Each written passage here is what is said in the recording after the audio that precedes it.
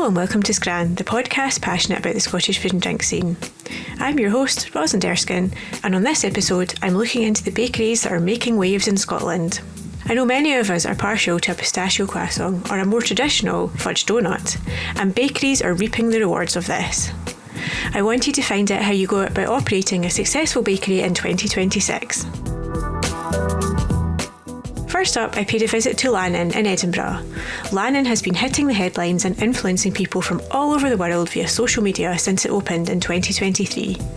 I chatted to baker and co-owner Darcy Maher about how the business came about, what that has meant for her life, and the pressures that come with operating an extremely popular corner store bakery. Social media is an interesting part of running Lannan. It's obviously incredible, but it's not something that we have put that much time really into. I think it's definitely like a byproduct of what we do. The bread maker in Aberdeen will turn 20 this year, and as a more established business, I wanted to know what the secret to their success is.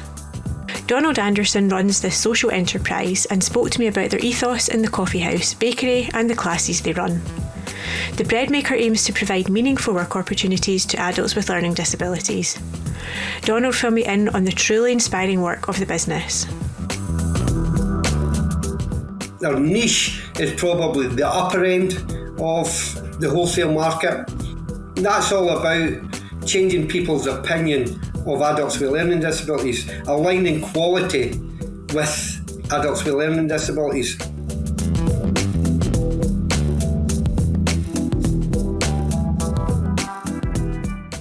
Darcy, so could you just tell us a bit about your background and how this business came to be? So I started working as a chef when I was 15. I didn't get on so well in school, knew that I always wanted to be in food in some capacity. Left school, had to obviously, support myself. So got a job washing pots and then quite quickly moved to Edinburgh and started working as a chef.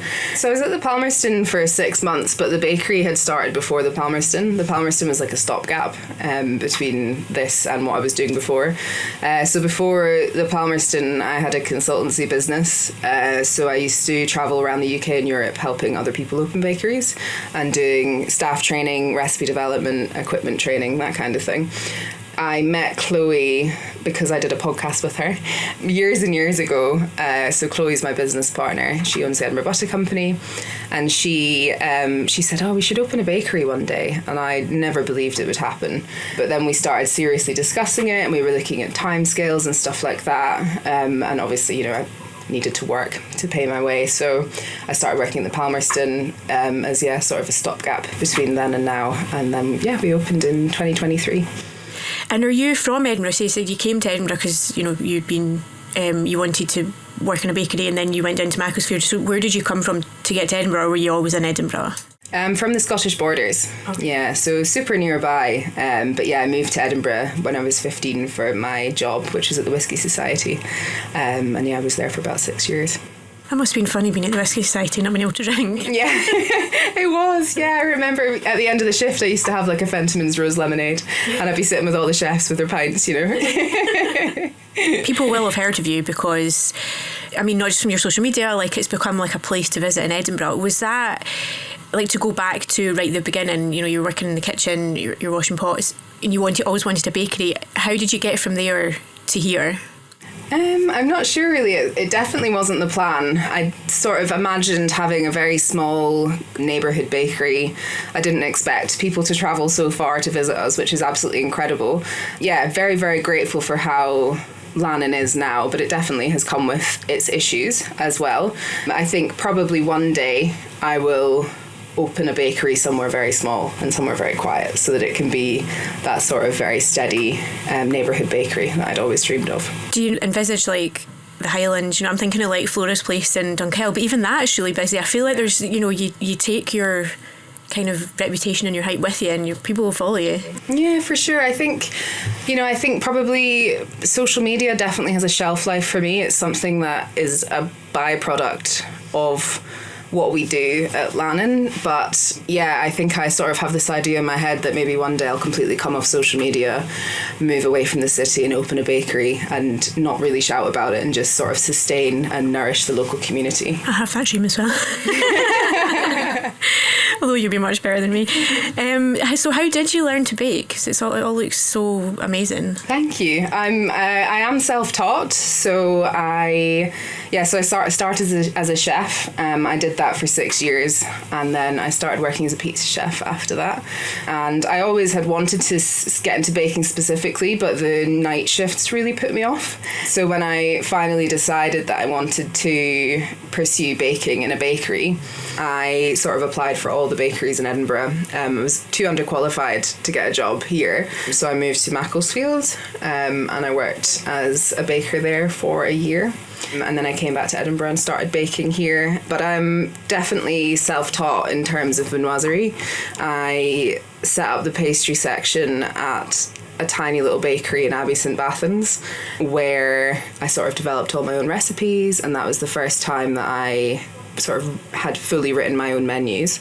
But yeah, apart from that, just a very long time and a lot of trial and error. And what do you enjoy making the most, and has it changed over the years? Yeah, I think so. I think I absolutely love shaping croissants. That's definitely like one of my favourite jobs. I do less of that these days just because of how much the bakery's grown. I'm sort of I spend quite a lot of time in the office now, but I love piping things. I think there's certainly like our Jaffa cakes. That's one of my favourite things to make as well. And do you find it quite a mindful thing because it's so precise, but you're doing the same thing over and over again? I think I used to before it was my own business, and then there's like so many other things going on in your head, even while you're doing something that's quite mindful, that you kind of go on autopilot and don't really not consider what you're doing, but you don't sort of enjoy it fully because you're thinking about something else. Something I really want to do this year is start baking at home more, and baking like for nothing, not baking for the bakery, not baking for a recipe piece or, anything other than just the enjoyment and for myself and my family. So do you get friends and family being like, could you just make me a... I definitely used to, but I think now I have the bakery, it's easy because I can be like, yeah, sure, I'll pick you some bits up. So your creations look like works of art. You can see them here and on your website. How important was it for things to look really good as well as taste really good? I think it's interesting because when you develop recipes, flavour comes first. You take all your components and you make all those components and you try them individually as you make them, and then you try them all together once you've assembled it. But it always is flavour first, but then for the customer it's the other way around. They see it first and then they taste it after. The flavour always comes first because that I can't see the product without trying the components. Recipe development, you make loads of different components, you try them all together, you maybe take some components out, try different things. But yeah, I think definitely I'd say they're equally as important, for sure, especially in this day and age. People want a beautiful product, but it's also really enjoyable to make something beautiful. So, and that's also, like you talked about social media a little bit, that is also like a big driver for a lot of like people out there in the queue. Like they want that picture for their social media. Yeah, definitely. Social media is an interesting part of running Lannan. It's obviously incredible, but it's not something that we have put that much time really into. I think it's definitely like a byproduct of what we do, and people are always like, oh, how do you do it? Like, how do you do the Instagram? But it's actually no different to anyone else's in theory. Like I do the bake shift, I make the pastries, they're on a tray, and just before I take them out to put them on the counter, I take a picture of them on my phone. Like it's very analog. Like I don't know how to do reels really. Yeah, it's sort of just me behind it. It's amazing how it's sort of grown, but yeah, it was never really the intention. I think it definitely, people call us like a TikTok bakery and a social media bakery, but I don't have TikTok, and we're definitely a bakery first and foremost. Yeah. So that whole thing's just become bigger than the sum of its parts because it's other people really that's kind of feeding into that. Yeah, exactly. It's other people coming and taking content, and then other people see that content and they come and do it as well, which is incredible. That's how the business has been able to grow.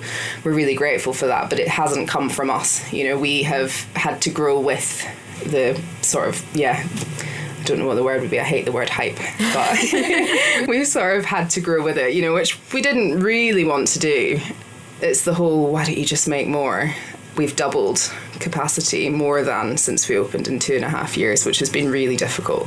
We went from 3 members of staff to we're now 35. So it's been a huge adjustment, trying to sort of keep up with the demand. And are you quite surprised by that? Like, that was not what you were expecting within not even 3 years? Oh, entirely. Like, and I wasn't prepared for it. You know, it was really difficult. I was only 23 when I got the keys to Lannan, and I hadn't worked as a manager before, so it was really difficult, definitely. But now I have an incredible team of managers who, you know, I manage them and they manage the rest of the staff, because, yeah, I mean, a lot of the people who work here are older than me as well, so it's, it's an interesting setup. So you've obviously got your own ethos, and other people might centralise the bakery and open another shop, maybe another 2 shops. Is that something that you would ever do? I don't think it is. I think, you know, Lannan has already grown more than I ever wanted it to, and it already isn't really what I had imagined it would be. I think in terms of growing, I think I would sell it and let someone else grow it before I would grow it myself. Like, I don't have the desire to take over the world or, you know, have like, franchise the bakery. I don't need or want for it to be any bigger than it already is, and I don't think I would be able to cope with it being much bigger. You're not the next Gales? Definitely not. No, definitely not. I want to like go the other way, and I want my life to be quieter and quieter and quieter. Other than that, as opposed to the opposite way. So. And the location, obviously in Stockbridge. Did you know you wanted to be here, or was it just somewhere in Edinburgh? It was just somewhere in Edinburgh, really. I sort of said to myself, when I was looking for sites, I didn't choose an area. I said, if I can find the right site, then people will come. And it just so happened to be here, which, you know, it's an incredible neighbourhood to be a part of. But yeah, it wasn't, I want to open in Stockbridge. It was like, right, I want a corner site. I want loads of light. I want it to be really beautiful for the bakers as well as the customers. And this is where we ended up. So can you tell us about your most popular products, savoury as well as sweet? Yeah, so I think we change the menu quite often, so it's quite hard to have like a product that we have on all the time. Our custard slice is definitely a popular one. We've had that on from the very beginning, and people absolutely love it. I always really try to make my own versions of like traditional Scottish pastries. So yeah, I would definitely say the custard slice, and we do loads of sandwiches as well. People really enjoy those, and we also sell those next door in pantry now, so people can come in and buy sandwiches without having to queue, which is really nice for like locals and people on lunch breaks and stuff. Our most popular product is probably our custard slice, but we also always have croissant, pain au chocolat. We always have our cardamom buns, our cinnamon buns, and our Jaffa cakes, and then everything else kind of changes seasonally. So yeah, do you want to tell us a little bit about the pantry, because you've just opened? Yeah, so we opened in October, I think, if I can remember rightly. And the idea for that space was actually originally a pastry school. Quite soon after opening Lannan, I realised that probably wasn't going to be something I had the capacity to do. We were looking at a way to have it as a space that we could sell more pastry to try and reduce the wait times, but we were also really keen on creating a place that benefited the neighbours and the neighbourhood, because we are predominantly tourists, so we do have a lot of locals, but we have a lot of tourists as well. The pantry really was so that we could start doing pre-orders. So you can now pre-order pastries in advance, and then you collect them in the pantry, so you don't have to queue. So that was kind of the driving force behind that. And I feel like the queue has taken on like a life of its own, and I feel like queues in general are, you know, when someone gets like the zeitgeist, people go in queue and they see a queue and they join the queue. Yeah. How's it going in terms of like, obviously you need people to come, but it must be quite difficult to manage sometimes? It's really difficult. I would say it's probably like 70% of my job is trying to manage the volume of people who come here every day. We have no control over what happens in the queue. You know, we have spoken to the council, to the police. We've had a consultant try to help us with how to manage it. And at the end of the day, they're not our customers till they're through our door. Like, we can't police them. They're pedestrians. They're standing on a pavement. We have absolutely no legal obligation to do anything about it. We do a lot. We've had queue wardens out there in the past. We've sort of tried everything, but it's the general public, so there's very little we can do about it. Yeah, it's definitely the hardest part about running the bakery. Imagine it's probably a blessing and a curse. Absolutely, yeah, it really is. And I think that's the thing, obviously you've been in the shop, it's absolutely tiny. Had we known how busy we would have been, we would have, probably chosen a different site where there were seats and, we were able to accommodate the amount of people who visit the bakery. As I wish we could accommodate them a bit more. I hate having to say to people, I'm really sorry you can't eat inside. And, it would have been nice to have more space for people to sit. But yeah, unfortunately, we didn't know. So you mentioned you make your own version of traditional Scottish bakes, but how would you say you differ from a traditional Scottish bakery? We're definitely very different. We focus on viennoiserie, so we're very French focused, but I'm Scottish. I'm from Scotland. I live in Scotland.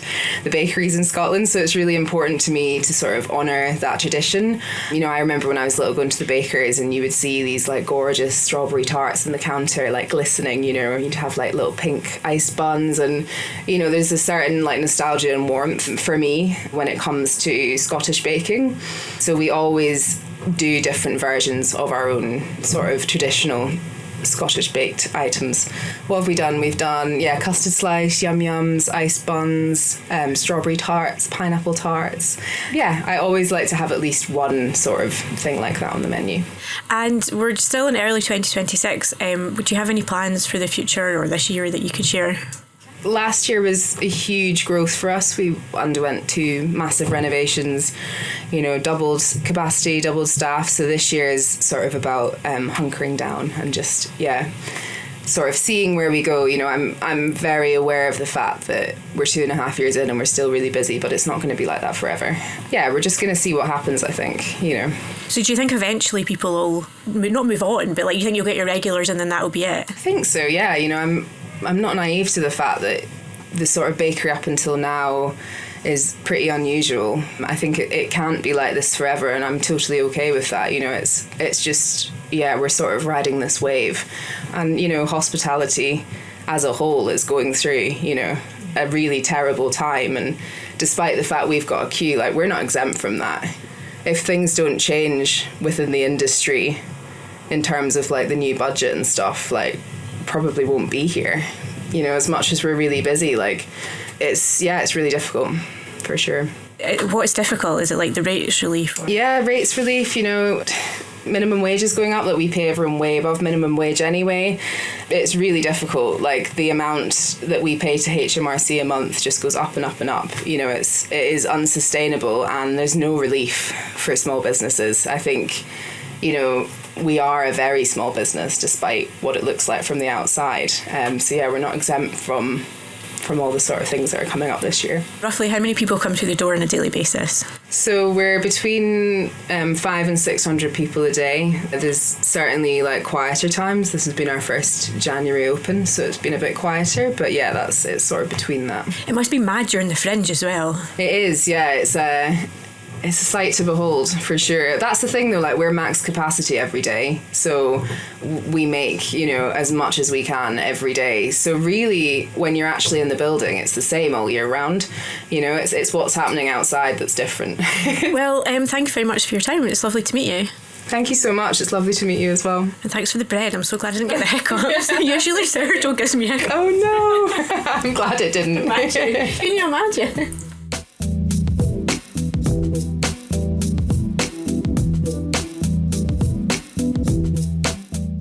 I'm now joined by Donald Anderson from The Bread Maker up in Aberdeen. Hi Donald, how are you?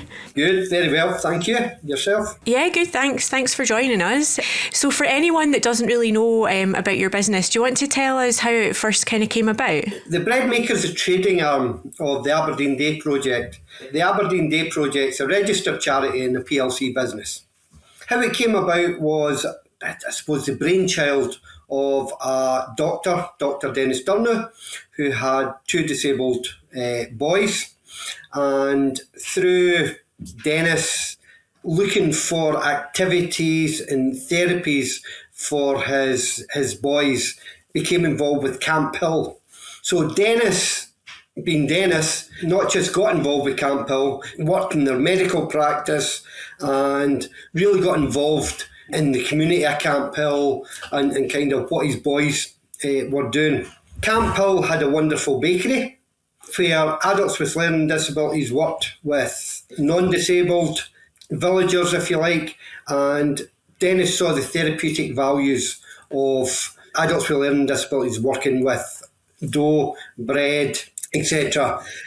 Dennis and 3 other health professionals looked at doing something a bit outside Camp Hill's 4 walls, and there was a real need for meaningful activities for adults with learning disabilities.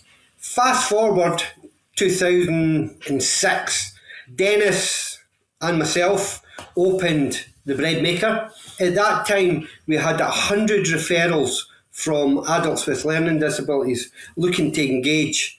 We whittled that down to 25 adults with learning disabilities. We opened our doors on the 1st of December 2006, where we had a commercial coffee shop that adults with learning disabilities could work alongside non-disabled staff and serve the general public. So the general public could see the values that adults with learning disabilities could make in service within a coffee shop, etc. The other side of that is underneath the coffee shop, there's a bakery. There's something very therapeutic about making bread, about kneading it and then seeing a finished product. So our charity is split between a bakery where there's roughly 12 adults with learning disabilities working in a bakery and producing not just mediocre produce, real artisan bread that initially we sold in the coffee shop and now we sell to the wholesale market. Our niche is probably the upper end of the wholesale market. And that's all about changing people's opinion of adults with learning disabilities, aligning quality with adults with learning disabilities. We've traded for, this is coming on to our 20th year, so we're 20 years on the 1st of December this year, and we're still here, we're still making a profit, and we're still delivering our services to adults with learning disabilities. And it must be amazing to see, these people come in and kind of flourish under the circumstances that you've created for them. So the charity isn't just about baking. So before an adult with learning disability picks up a piece of dough, we work with our adults with learning disabilities to make sure that it's, one, the right environment for them. It's all about behaviours, making sure that they're comfortable with, I suppose, even socialising in an environment that an adult with learning disabilities hasn't had formal education as well. To read a recipe, we might need to start at the maybe literacy and numeracy. Weeks or months on, the benefit is an adult with learning disabilities making something from scratch that parents have told us, etc. So they're taking their transferable skills and putting them in their own kitchens.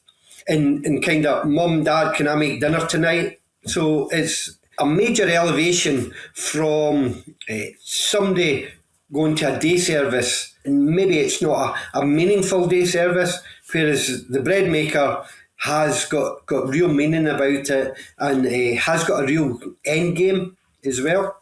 And when all this started, when you came into it, are you the baker? Were you the sort of baking behind the whole thing?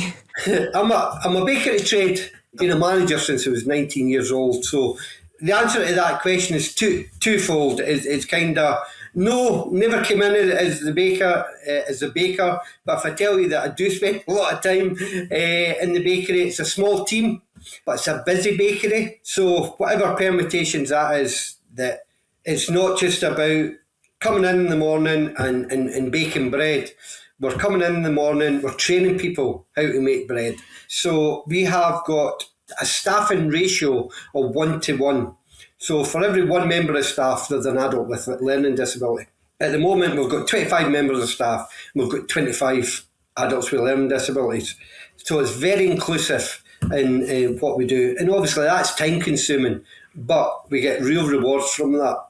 Yeah, no, it sounds really meaningful for people.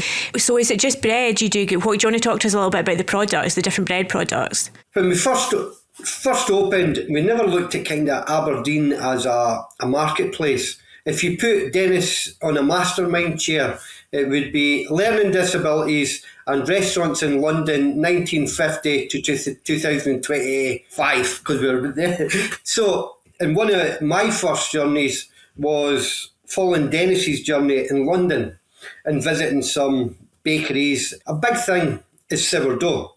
Our biggest product, or within our product range, is artisan bread.